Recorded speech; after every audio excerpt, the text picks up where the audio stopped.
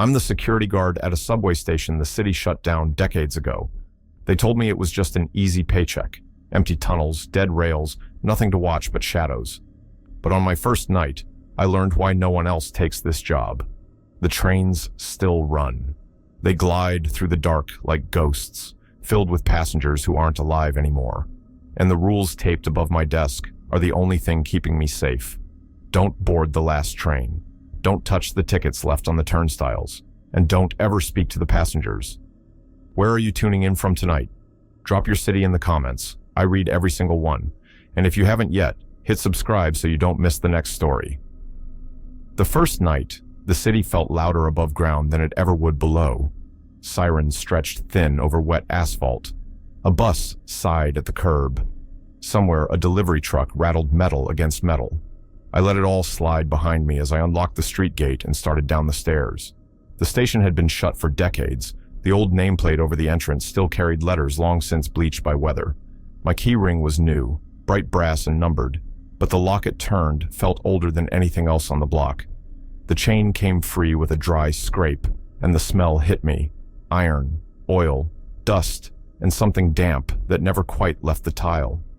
The stairlights were on a bare maintenance circuit, dim, steady, humming. I counted the steps without meaning to. 36 down to the mezzanine, 12 more to the platform. I didn't need to count. It helped anyway. The upper hall was a museum of the ordinary. Cracked ceramic tile, a map with lines the city no longer claimed, faded posters for concerts whose venues were now apartments, safety placards sun-bleached to pink.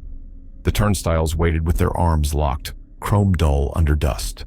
A plexiglass booth sat empty, the chair inside wrapped in plastic like a forgotten piece of furniture. He was waiting at the far end, my contact, leaning against a pillar with a clipboard. "Your name?" he asked. His suit didn't fit the hour or the place. I gave it. He checked a page, nodded, didn't offer a hand. "You'll be contracted month to month," he said. "Nights only. You'll have the mezzanine, the stairs, and the platform. No further. Who else is down here?" "Utilities come through once a week. If they're scheduled, I'll tell you. Otherwise, no one." He looked past me at the stairs, as if listening. "Why keep it open at all?" I asked. He didn't answer. He reached into a folder and slid out a laminated card, corners rounded like something made to be handled often. "Rules," he said, "non-negotiable." I read them while he talked, though the words were the same. Do not board the last train. Do not touch tickets left on the turnstile. Do not speak to passengers. He watched my eyes move. Repeat them. I did. He nodded once. The power. "You need is on a dedicated panel," he said. "Flashlights are yours. There's a radio. It won't always work. If you need to go topside for any reason, lock the gate behind you." "Cameras?" He smiled like I'd told a joke. "We've tried. Down here is down here." He checked his watch. "You start now. I'll be back before dawn." He left without saying goodbye, shoes loud for the first few steps on tile, and then gone. I stood a minute longer, letting the place make itself known. Sound moves differently underground. It stacks. It stays. Every little noise, the drip in a far-off sluice, the scuff of grit under my boot, came back to me with just enough delay to make me look over my shoulder. I did the circuit the way you always do a new job. Slow, deliberate, touching the things that needed touching, leaving everything else alone. I tested the radio. A sharp burst of static, then my own voice coming thin from the speaker when I said, "Test." The flashlight beam painted a narrow tunnel wherever I aimed it, dust motes moving through like snow. The mezzanine ended at a set of turnstiles that led down to the platform. I checked the padlocks threaded through their arms, traced the barcode on a sticker the city had stuck there sometime in the late 90s, and kept the laminated card in my breast pocket so the hard plastic sat against my heartbeat like a metronome. A poster for a movie that never opened hung crooked over the stairwell. Beside it, someone had scrawled a date in grease pencil. The year meant nothing to the street above now. It meant everything down here. I went down the last 12 steps and stood at the edge of the platform. It could have been any abandoned station in any city, vault ceiling ribbed in concrete, tiles stained the color of tea where leaks had traced their paths over time, benches bolted to the floor, their slats smooth with old use. The track bed, a shallow black river with rails running out to a darkness that wasn't a wall so much as an idea. The clocks were dead at each end. The speaker cones above the edge had long since cracked, their paper petals curled back. A metal sign still hung from the center beam. Last train, 1:37 hours. It had been accurate once. I walked the length of the platform, counted the emergency cabinets, checked the fire extinguisher in the red box, gauge in the green, pin in place. I ran the beam along the track, found the usual, bottles, a bicycle wheel, a blanket I didn't think too hard about, and watched a rat move with boring confidence along the outer ledge. On my second pass, I noticed the thing that would bother me later, because I didn't notice it sooner. The thin line of clean tile at waist height, a hand's width wide, running along the wall for 20 yards like someone had wiped it last week. Above and below, the film of years. In that strip, the color of the original glaze. I clicked the radio. "Bass, this is lower," I said because it sounded right. "You copy?" Static, then a tone. 2 chimes, like the preamble before an announcement. It died without a voice following. The radio stayed quiet. I listened to the station instead. Something deep shifted air. Not a wind, exactly. The pressure changed the way it does when a train comes through a tunnel on a line that's still alive. I stepped closer to the edge and held the beam down along the rail. The light made a clean ribbon of steel for a few yards, then lost itself. The air moved again, this time with a faint sound threaded through it, almost too soft to be a sound at all. The memory of a PA system or a speaker in another room, vowels with the edges worn off. I backed away because every instinct I had told me to. At the stairmouth, I turned to look up. The mezzanine was empty in the way empty places are when they aren't yours yet. The turnstiles were lines and right angles against shadow. The booth's plexi reflected my light and gave nothing back. I set my routine. Every hour I'd do the lap, mezzanine, stairs, platform, back. Not because anyone told me to, but because the station wanted a pattern, and patterns keep your head clear. Between laps, I stood at the middle pillar and wrote small block letters in a pocket notebook. 12 minutes past midnight, station locked. 28 minutes past midnight, pressure change on track. 31 minutes past midnight, chime, no announcement. It got quieter after that, the kind of quiet where your ears ring with the sound your brain makes to fill the gap.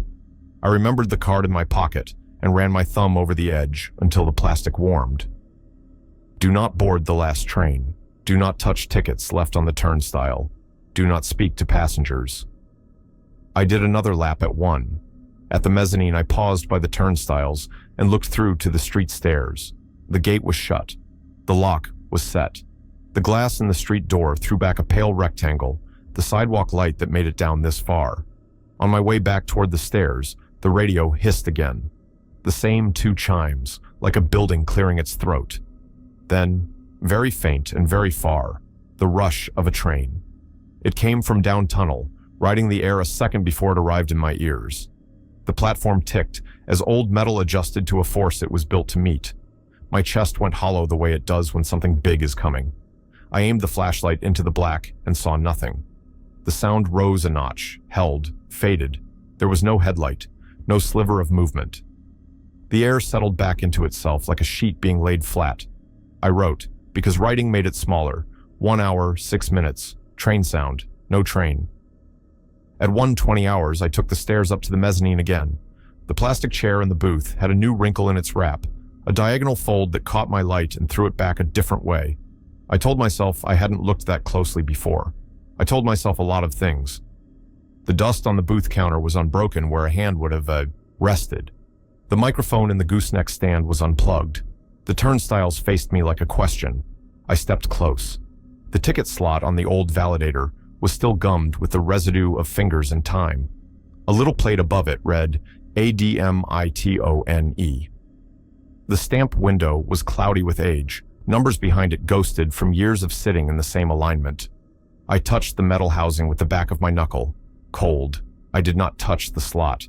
The radio burred and fell silent. The chimes didn't come this time. I checked the stair counter and walked back down to the platform. At the midpoint, I stopped to listen. Far down the tunnel, a single point of light pulsed once and died. Not a lamp, not a flame. The sort of afterimage you get when you blink too hard. I blinked. It wasn't there. I wrote nothing. By 1:30 hours, I had settled into the kind of attention that isn't focused so much as waiting. Your senses stretch just far enough to catch the thing that breaks the pattern and nothing else. I stood with my back to the pillar, hands in my jacket pockets, the laminated card under my fingers.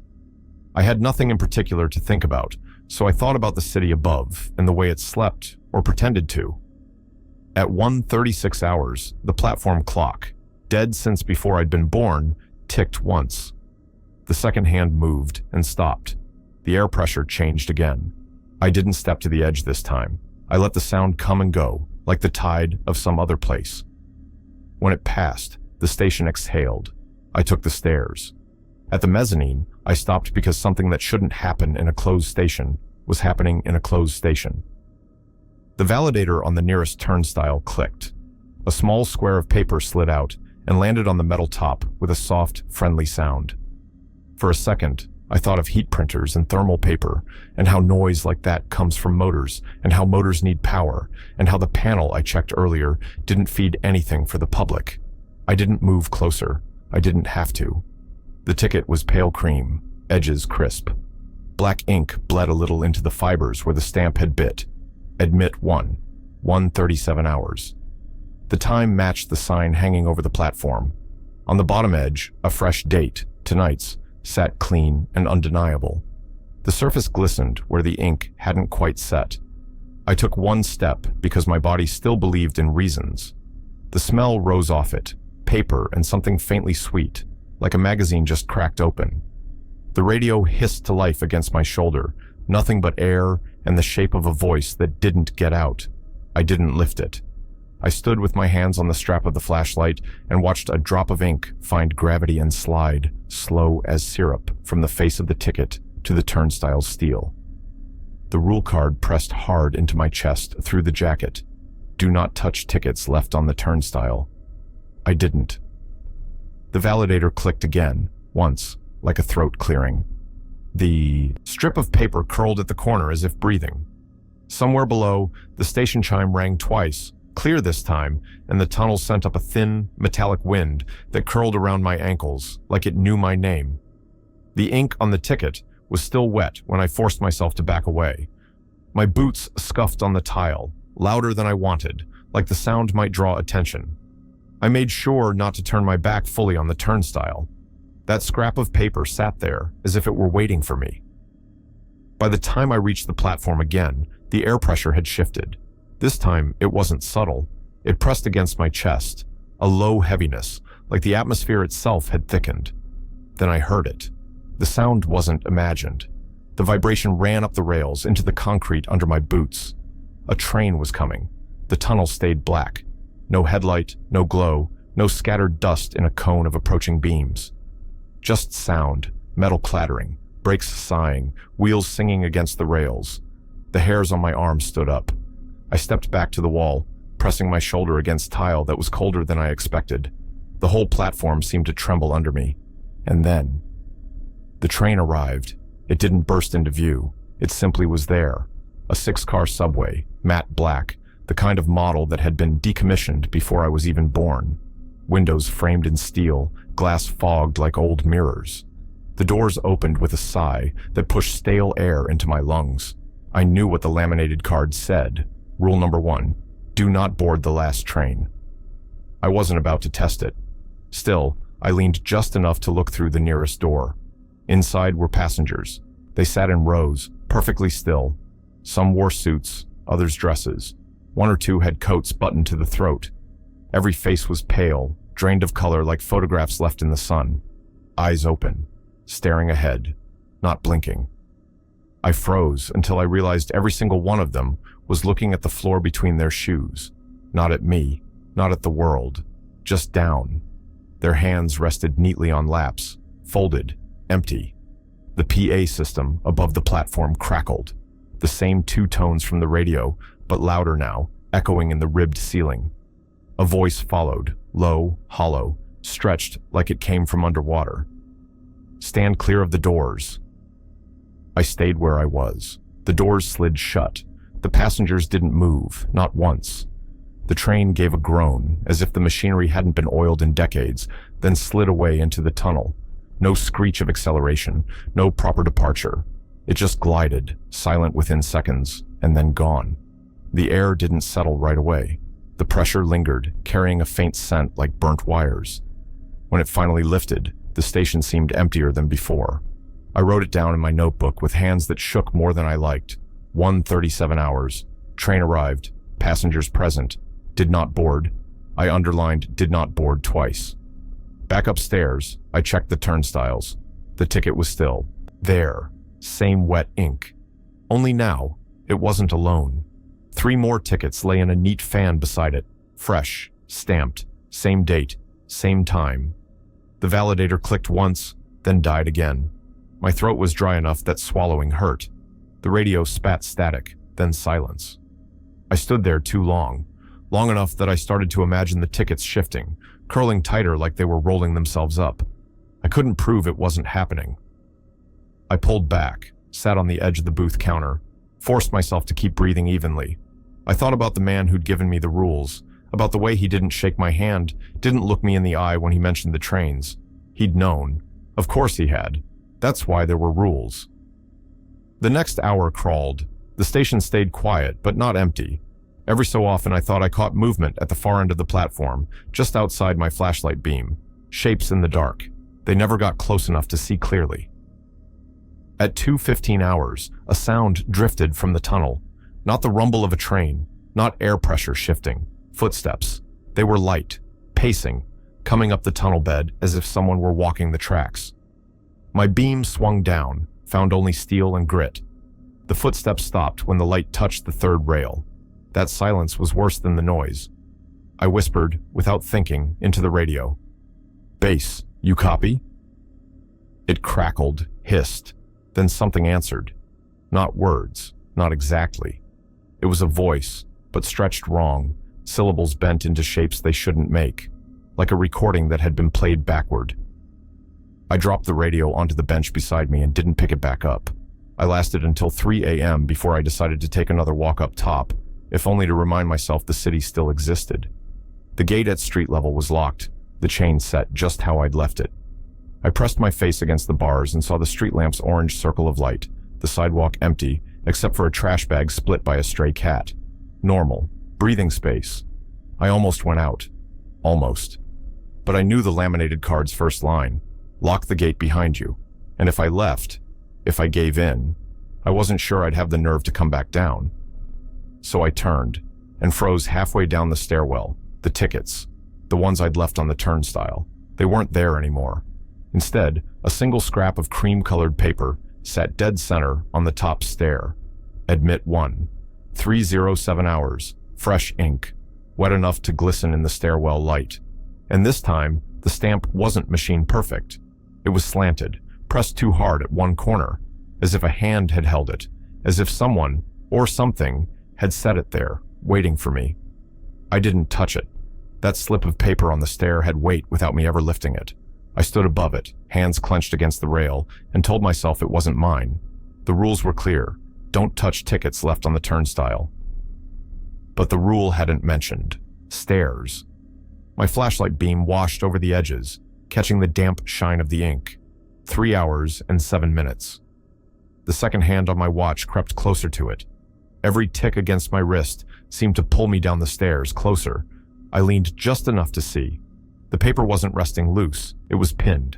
Something invisible pressed it flat, the way a thumb might hold a card on a table.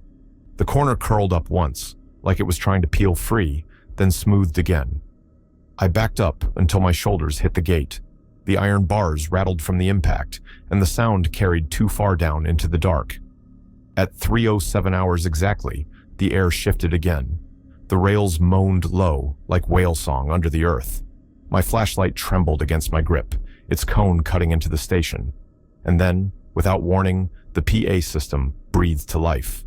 2 tones, not sharp this time, drawn out, bending like hot metal. Then the voice. Next arrival. I bolted back to the platform. The tunnel glowed, not with headlights, but with something thicker, pale green, rolling like mist that clung to the walls. It bled onto the platform tiles, painting everything in sickly tones. The train came without sound. No vibration this time, no screech. It simply slid into view, 6 cars long, matte black again, windows fogged. The doors sighed open. No passengers this time, just rows of empty seats, upholstered in a fabric I'd never seen in any real car, deep crimson, almost wet-looking. The light from the tunnel clung to it, made it gleam like muscle tissue under a scalpel. A whisper brushed the back of my neck. "Your stop." I turned, but the platform was empty. The whisper hadn't echoed. It had been close. Too close. The ticket was gone from the stair. I didn't need to check. I knew it was gone because I could feel it. And then I saw it. On the nearest empty seat, just past the sliding doors, resting neat and flat. Admit 1. Same stamp, same time. It hadn't wanted me to pick it up off the stair. It wanted me to follow it here. I pulled back, spine pressed against the tiled wall. My chest rose and fell too fast. I told myself I wasn't going near it, not when the card had changed rules to corner me. That's when I heard the footsteps again, not in the tunnel this time, on the platform. I angled the beam left. Nothing. Swung it right. Empty space. But the steps didn't stop. Slow, steady, the weight of leather soles, coming closer. Each one rang like it hit hollow metal under the tile. The air pressure collapsed. My ears popped. I dropped into a crouch on instinct, half convinced something massive had just leaned over me. The train doors stayed open. The footsteps stopped at the threshold.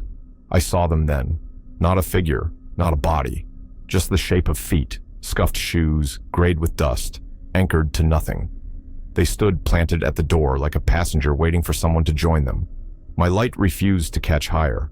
Every time I tried to trace above the ankles, the beam warped, bent like it hit glass. The space above shimmered, headless, faceless, but present. The radio at my hip screamed. White noise, jagged like 1,000 voices, shrieking at once. The figure stepped back into the train. The ticket lifted from the seat, hovered just long enough for me to see it, then dropped to the floor inside. The doors sighed shut. The train glided away, taking the mist with it. The platform was mine again. For now. When silence returned, I pressed my hand against my chest. My heart was a hammer, blood rushing so hard I could taste metal at the back of my throat. I stumbled back toward the booth, slammed the door, locked it, even though I knew locks didn't matter here. My notebook shook in my hands as I wrote, 3:07 hours arrival, empty train, ticket relocated inside, presence observed. I couldn't bring myself to write passenger. Not yet. That word would make it real. The next hour twisted in pieces. Sometimes I caught myself staring at the rails, convinced another headlight would bloom. Other times I swore I heard pages flipping somewhere in the dark, like someone reading my notes aloud behind me. When I checked the stair again, another ticket waited. This one was stamped 4:12 hours. But this time, it wasn't on the top step. It was halfway down, placed perfectly center, as if the space between top and platform was shrinking. As if whatever left them was closing in. The ticket on the stair stared at me all night. That's what it felt like anyway. I'd check the cameras, glance at my watch, pretend to read my notes, and every time my eyes slid back toward the stairwell window, that strip of paper glowed faintly in the dark. 4 hours and 12 minutes. The numbers pulsed in my head like a countdown. I told myself not to move closer. The rule was clear. I clung to that rule like a lifeline. Don't touch tickets left on the turnstile. But no one had said anything about looking. No one had told me what to do when the tickets started moving on their own. At 4:10 hours, the tunnel began to breathe again. I didn't realize until the booth glass rattled. A slow, rhythmic inhale, exhale, like a living thing buried in stone. My throat closed around the air. 2 minutes. I forced myself out of the booth. My flashlight jittered in my grip as I reached the platform. This time, the mist didn't wait for the headlights. It leaked early, green-gray tendrils spilling along the floor tiles, curling around my ankles like it wanted to tether me there. 4 hours and 12 minutes. The PA system didn't tone this time. It groaned, low, metallic, like the station itself was being forced to speak. Final service. My skin turned ice. The train arrived with no sound, no vibration, no friction. It simply was there. 6 cars, matte black again, windows more opaque than before. The doors opened as the clock clicked 1 second past 4:12. Inside, every seat was filled, not with people, with forms. They sat stiff, dressed in black coats, hats pulled low. Some leaned against the glass. Others clutched briefcases or folded newspapers that crumbled at the edges. But their faces were wrong, blurry, smeared, as if caught on an overexposed frame of film. And all at once, every head turned toward me, not one at a time, all together. Their eyes were pale voids, glowing faint blue, hollow and endless. I staggered back, boots scraping the tile. The sound echoed sharp in the silence. Every passenger's mouth opened, not to speak, to breathe. A gust of cold rolled out from the cars, thick with the stench of wet stone and copper. It hit me so hard I nearly dropped the light. And then, from the last car down, a voice broke through the hiss of air. Bored. The word shook every bone in me. It wasn't a suggestion. It wasn't even a command. It was a fact, carved into the station walls, layered into the rails. I almost stepped forward, my heel lifted, body bending without my choice, like I was caught in a tide, pulling toward the car. I clamped my jaw, forced my eyes away from the glowing sockets fixed on me. The rules screamed in my head. Don't board the last train. My radio screeched to life, white noise and static snapping like fire. Through the chaos, one phrase cut clear. Don't step inside. It wasn't dispatch. It wasn't any voice I recognized, but it saved me. I collapsed backward onto the platform bench, gasping, dragging my boots against the tile to keep them from slipping closer to the doors. The figures didn't move. They just waited. The ticket slid down the stairwell. I watched it drift with unnatural precision, carried by nothing, until it landed flat against the yellow safety line. The glow of its ink pulsed once, bright enough to sting my eyes. 4 hours and 12 minutes. It wanted me. The doors began to close. The figures didn't look away. Their blurred heads and glowing eyes locked on me until the last sliver of metal sealed the train. The mist withdrew. The silence returned, and then the rails groaned one final word as the cars dissolved into the tunnel. Next. I crawled back to the booth, every joint shaking. I locked the door, knowing it was pointless, and scribbled my notes. Train at 4:12 hours. Passengers present. Command to board. Resisted.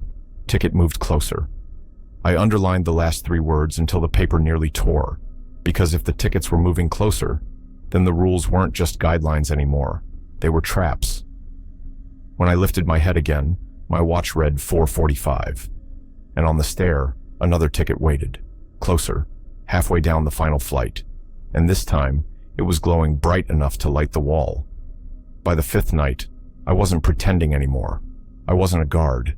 I wasn't even a man with a job. I was prey, cornered in a cage of concrete and steel, waiting for the rules to snap shut around me. The ticket on the stair glowed brighter than the overhead lights. Every hour it shifted lower, dragging itself step by step, though I never saw it move. By 3 a.m., it lay on the final landing, just above the platform. By 3:30 hours, it pressed flat against the yellow line like a warning flare. And by 4 a.m., I knew what was coming. The rails began their ritual breathing, pulling air through my chest, whistling through my ribs like flutes. I clamped my hands to my ears, but the sound wasn't coming through them. It was inside me. 4 hours and 11 minutes. The lights overhead flickered dead. For a full minute, the station was a tomb, and I sat in a booth that felt buried 10 miles deep. When they came back on, the ticket wasn't glowing anymore. It was burning, edges blackening, paper curling, yet it never turned to ash. It held shape, fire licking its surface, holding steady on the line. 4 hours and 12 minutes. The train arrived. No sound, no vibration, no headlights this time. It unfolded from the dark, as if the tunnel had split open and bled a train from the wound. The doors slid wide. The passengers were already staring, waiting, blurred faces pressed to the glass. Not a single one blinked. Not a single one breathed. But this time, They weren't alone. Standing in the aisle of the first car was a man in uniform. My uniform, navy shirt, patch on the shoulder, badge gleaming under the faint light. His face was clear. Too clear, like a mirror polished until it cut your eyes. And it was my face. He lifted his hand and pointed at me. Bored. I felt my body move before my mind did. The booth door unlocked itself with a metallic click. My boots dragged forward across the tile. The rules screamed in my skull. Don't board the last train. But what happens when the train drags you inside? The burning ticket rose from the ground. It lifted weightless into the air, hovering before my chest. My reflection spoke again, his mouth shaping the words I'd already memorized. Your shift is over. The ticket pressed flat against me. My chest caught fire. I collapsed to my knees. My hands clawed at my shirt, but the heat sank deeper, burning into my ribs, branding my lungs, until all I could taste was copper and smoke. Through the blur of tears, I saw the passengers rise in unison. Hats, coats, briefcases, all stood and turned, waiting by the doors. The reflection smiled, and I realized the last rule had never been written down. It was spoken. Every guard works 5 nights. The doors closed, the train dissolved, and the platform was empty. When I woke, I wasn't in the booth. I wasn't even in the station. I was sitting upright on a bench, the walls vibrating with the hum of rails. A briefcase rested heavy in my lap. My hands were folded neatly on top, and across from me, a man in a fresh uniform sat still, eyes wide, chest heaving, watching me the way I had watched them. The lights flickered. The tunnel swallowed us whole. That was the last entry in my log, the one you're reading now. If you ever find a ticket glowing on the stairs, don't touch it. Don't even look. Because if it moves toward you, it means the last train already has your name.